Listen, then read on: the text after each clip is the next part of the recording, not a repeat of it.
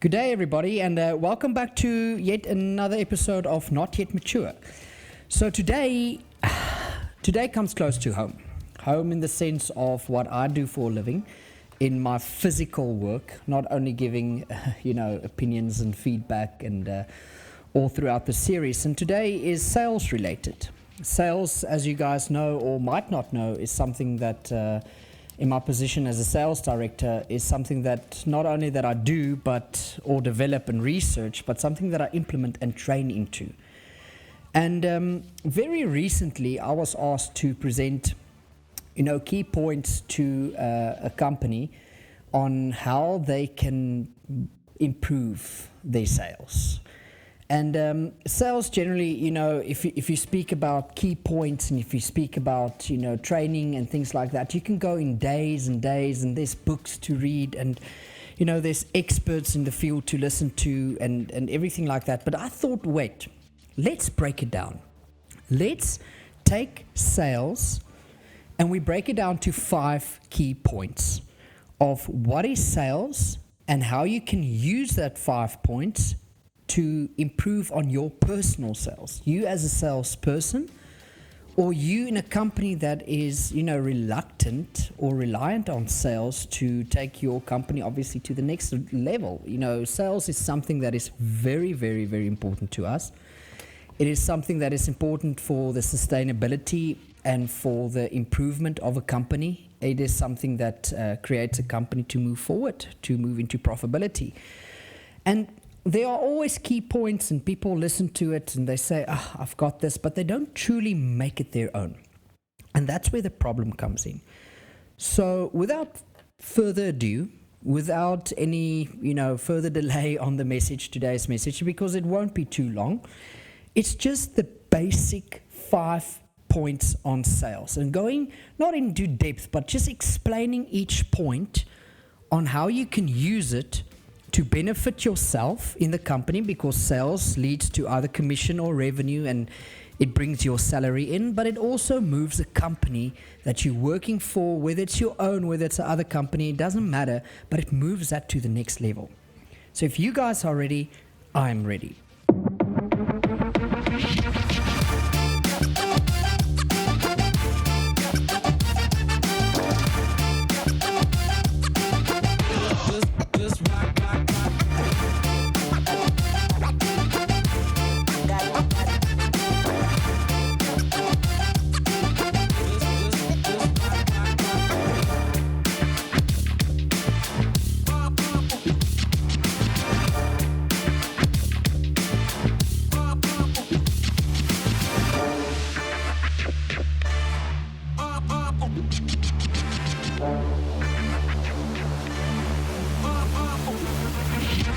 So the 5 key points in sales that you need to make your own are as follows. Number 1, you need to be sales savvy. Now, that comes without, actually explaining everything about it or anything about it at all. At the end of the day, you are a salesperson, so it kind of just says you need to be good at sales. But we often forget a key point. We think, okay, I'm taking on this position of sales. I'm going to do sales. So what does it mean to be sales savvy? Well, it means that, I'm showing up at work, the company will give me training and they will tell me what to do, and I present that product or that service to the market, to the customer, and that automatically makes me sales savvy. But that's where we get it wrong. Sales savvy means you need to be comfortable in sales. It needs to be part of your characteristic. I'm pretty sure most of you have either heard or received the compliment when people say, oh my goodness, you can sell ice to an Eskimo. That shows that your character is sales savvy. That's something that no one can teach you. And that's the importance when it comes to sales savviness, is to understand that sales savviness is nothing that anyone can teach you. People can take your sales savviness and they can mold it to their corporate image or to their sales structure or to the product that they're selling, and they can develop it and it can be improved and it can be innovated and it can be changed for the company. But no one can teach you how to be sales savvy. Sales savvy is something that you need to do. You need to understand that I am sales. Sales is a part of me. Sales is something that is my natural calling, my natural ability, my natural comfort zone to be comfortable in this environment to do the sales. It is who I am. So you need to ask yourself, am I comfortable in sales generally? Is it part of me? Am I a salesperson? Am I a closer, a deal closer? Am I, motivated? We'll talk about motivation in a moment's time, but you need to understand that sales savviness is something that no one can teach you. And when you as a company owner look into hiring people, you need to not ask them for their history in sales, but you need to have the conversation with them. Or are they comfortable in doing sales, or is it just to work for them? Is it part of their characteristics? And if you are, the owner of the company that's also doing sales or entrepreneur or anything like that, you need to ask yourself, am I comfortable in sales? Meaning, am I a salesperson by character? Something that I don't need to go and study up how to do. I can improve on it. But am I comfortable in sales? Is sales part of my characteristics, or is it something that I'd better rather give it to someone else who forms part of that nature? So it's very important to understand you need to be sales savvy. The next point number 2, is you need to have knowledge of the product and or service and of the company. And I'm not talking about, I'm selling a mobile phone, I understand what a mobile phone does, I understand the company that sells it, I understand what they do. No, I'm talking about proper knowledge of the product, proper knowledge of the service. Why it is there? What does it do? Why does it do it that way? You need to ask yourself, do I understand this product inside and out? Do I understand the service inside and out? Because generally you'll be either in product or service sales. So, I might mention product or might mention service or might mention both, but I am actually referring to both. You need to have proper knowledge of the product or service that you are selling inside and out. And you need to understand and have proper knowledge about the company, what they do, because they might have various products on the market that you don't necessarily sell. They might have various services in the market that you don't necessarily sell. Where do they come from? Where do they, do their sales in what markets? What's the nicheness? What's the history behind it? And what's the future where they're working towards? Knowledge of a product and a company is like giving you the power to sell this. If you just think about it, if you walk into, let's say, a car dealership, right? And let's take Volkswagen for example. I'm just thinking about that because I'm driving one. And you talk to a salesperson there. And this person, whether you are interested or not interested, but let's be honest, you walked in there because you are kind of in the market looking for a car, might be specifically for Volkswagen, might not be, doesn't matter, but you are already interested in this product. Now the salesperson comes along, and this salesperson just tells you it's a car, this is the finances, this is the cool features about the car, everything like that. Every salesperson should be in the position to, generalize the product to sell it to you. But have you ever seen a really good salesperson? Someone that has a passion for it, and you can see, oh my goodness, this guy knows his cars. Because if he knows his cars and he's really reluctant on me buying this specific vehicle, I'm going to just trust that person more. Naturally, I won't even want to go and look at other models, most probably. Because this person has such a knowledge And because he's got knowledge of his product or service that he is selling, it means automatically he's luring me into this product or service. And because he's there knowledge about what the company does, he can tell me about the aftermarket value and everything more about that, letting me trust the brand that he is trusting. So knowledge of the product and company is something that you on your own need to research and really make part of your sales savviness. Point number 3, motivated. You know, being a salesperson at the end of the day is a job. And a job is a 9 to 5, a 8 to 4, 8 to 5. It doesn't matter, your working hours might be, midnight shifts or graveyard shifts or however you call it.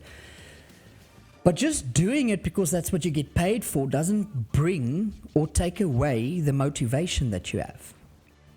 You really need to understand for yourself. And this is how you get your motivation. This is how you question your motivation. You need to ask yourself, why I do this? Why do I have the belief in this product and company? Why do I believe this service is something that someone needs? You understand? Because knowing the why tells you, are you there for the right reasons or the wrong reasons? And there's nothing wrong, being there for, it's only a job, because at the end of the day, you might be more focused on your family and things like that. And that's wonderful. But it's also about, the motivation brings the sustainability for yourself in that position or in that company, and it improves your sales capabilities. So you really need to understand why you do this, and that why needs to reveal to yourself, am I motivated? And if not, what do I do about it?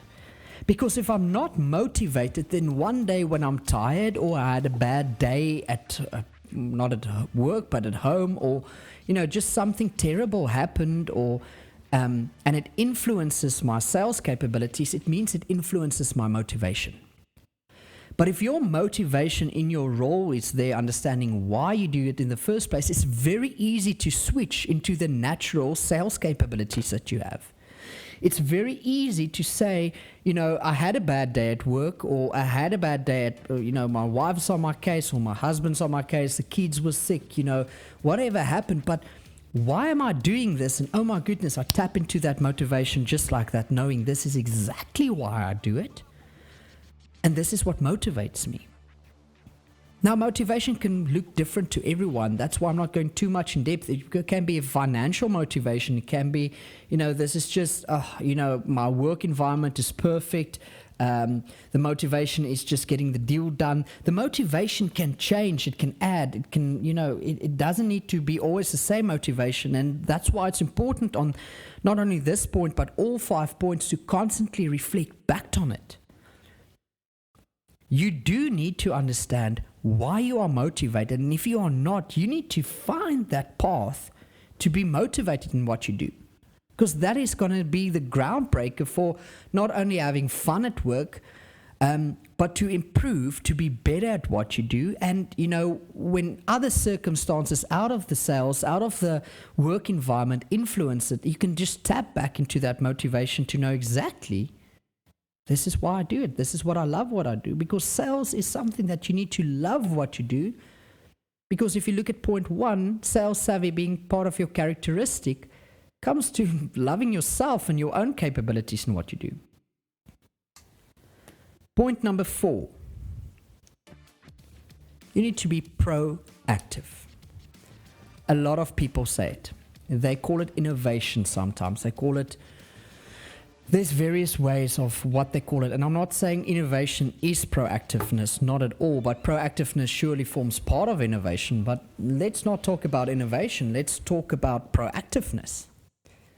Proactiveness is, okay, this is the company procedure.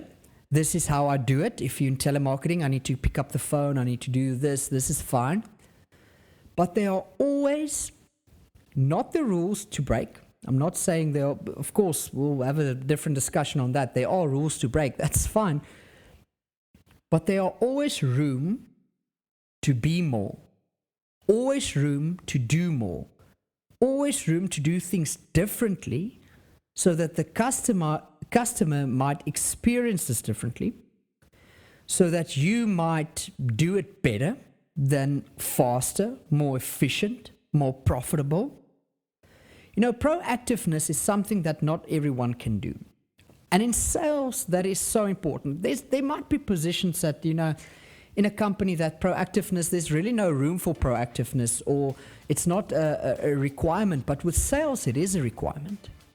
You need to understand that to do things constantly better, faster, especially in a competitive market, especially in a market that brings more competition, e-commerce pushes everything, taking sales away from the salesperson. And that proactiveness allows you to rule in that sales position.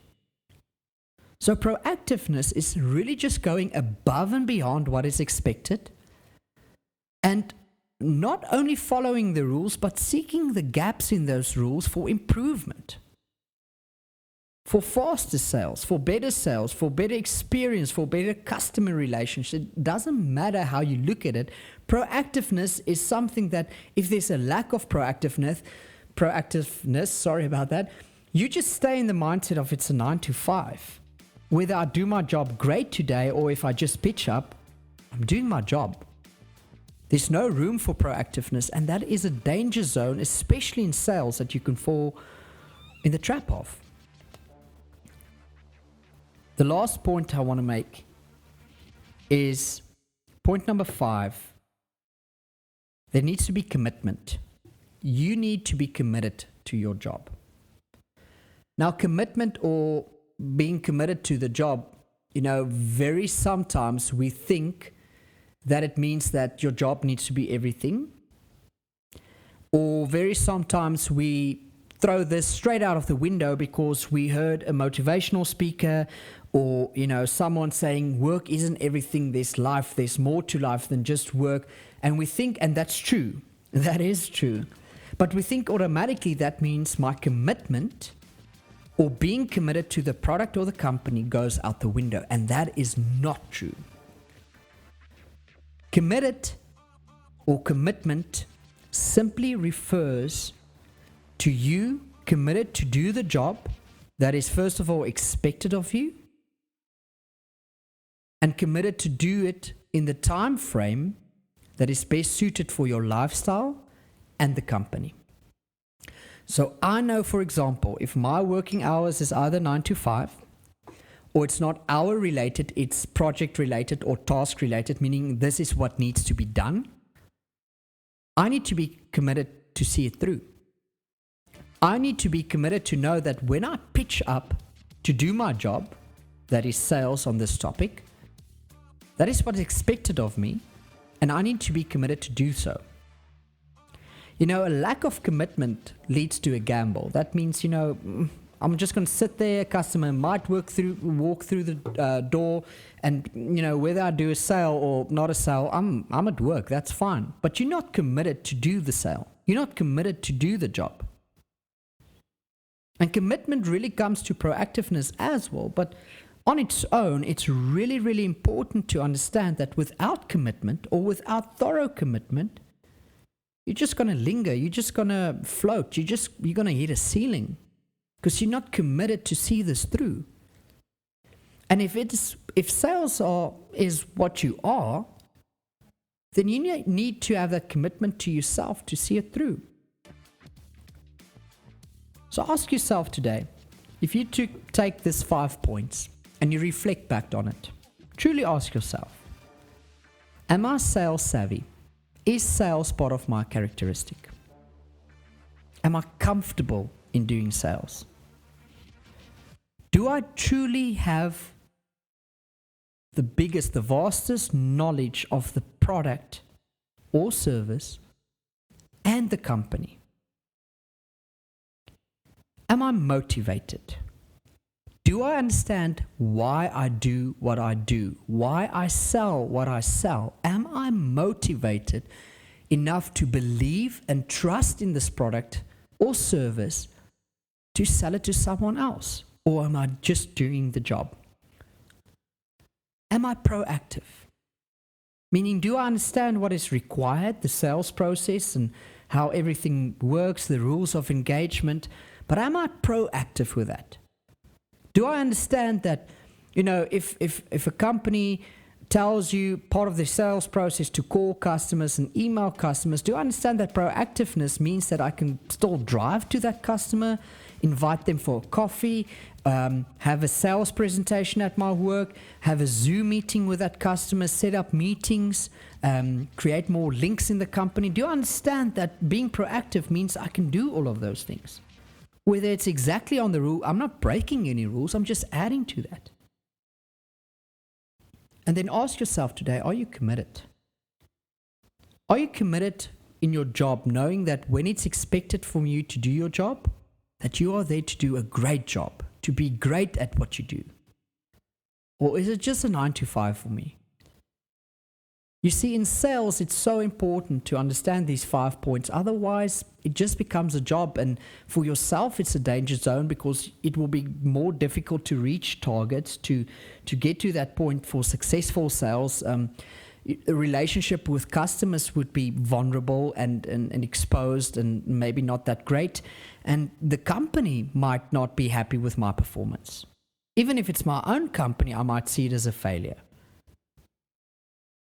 It is very important, guys, to understand that there are so much more that you can add to sales.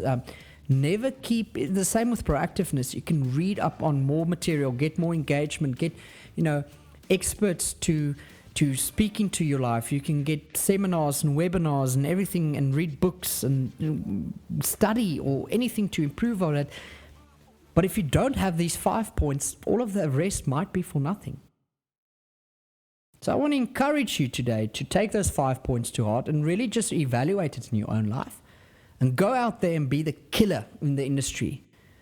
Be the smasher of targets and goals and, just be good at what you are, because at the end of the day, you would not be in sales if it was not a calling in your life and if you were not sales savvy.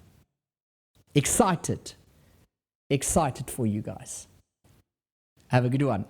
Until next week and next time, thank you for tuning in with Not Yet Mature. Cheers.